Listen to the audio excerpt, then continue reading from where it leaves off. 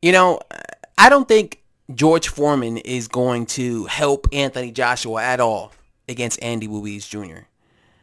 I just don't. That's just how I feel of George Foreman possibly joining the Anthony Joshua, team in preparation, or like, as like a guy to give him like a second opinion, because Anthony Joshua did say that he's going to call up George Foreman, because George Foreman had came out and said that he's willing to, help Anthony Joshua. But the thing is, like, George Foreman is not a trainer, right? He never was a trainer.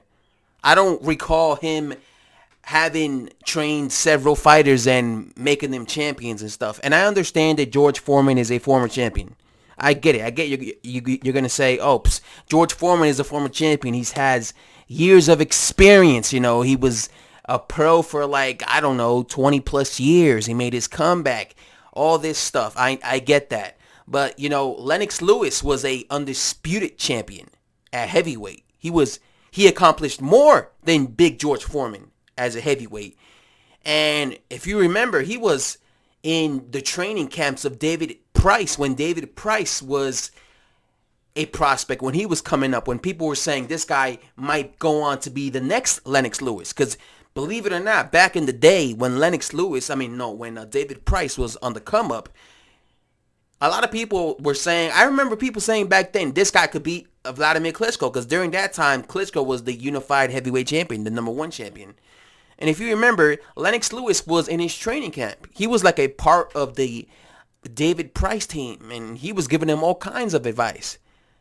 That didn't stop David. So all this advice that Lennox Lewis was telling David Price and all this stuff, that didn't help David Price, or that didn't also stop David Price from getting knocked the fuck out against Tony Thompson 2 times, right? That didn't stop that. That didn't prevent that, right? Did it? Yes or no? No, right? Why? Lennox Lewis was not a boxing trainer.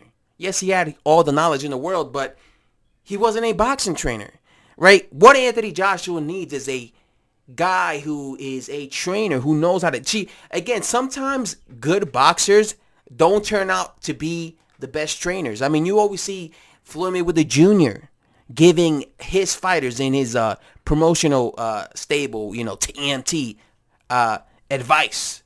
You always see him giving them advice. Sometimes they show clips of like the fighters training in his big boy mansion gym, and you see him giving them advice, yet they still go on to lose.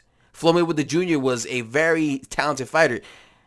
One thing I notice in boxing is when it comes to like good fighters, sometimes the best fighters who were the best fighters as fighters aren't necessarily good trainers at all. You know what I'm saying?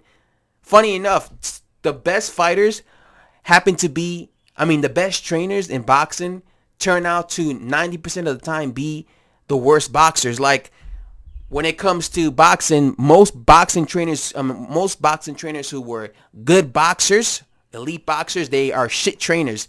Yet some of the most best trainers in the world were former boxers. Emmanuel Stewart was a amateur boxer who was a bad amateur. He was a bad amateur. He was so bad that he didn't turn pro because he sucked at amateur boxing, as he competed in amateur boxing.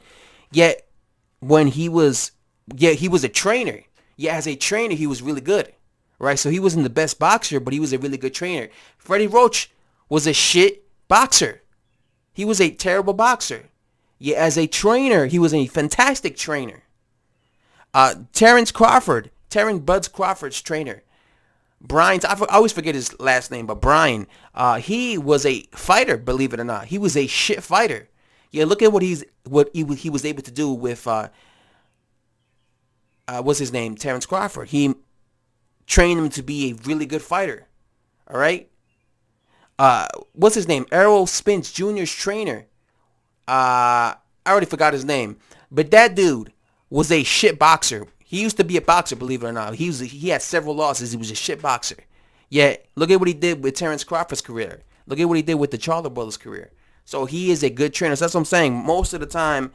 What I'm basically trying to say is this: just because what's his name, George Foreman was a former champion, does not mean that he could teach Anthony Joshua anything. I don't think George Foreman could teach Anthony Joshua anything that he already doesn't know, in my personal opinion, because he was never a trainer.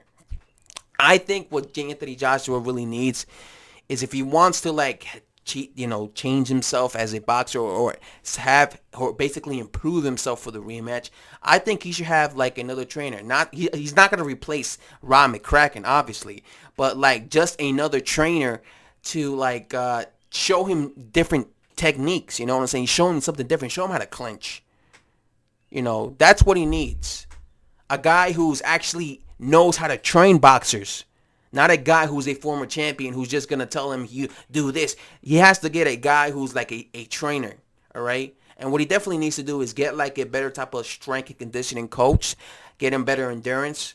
But I just think that hopefully, if he does get George Foreman, hopefully he also gets a boxing trainer, all right? That's all I'm trying to say.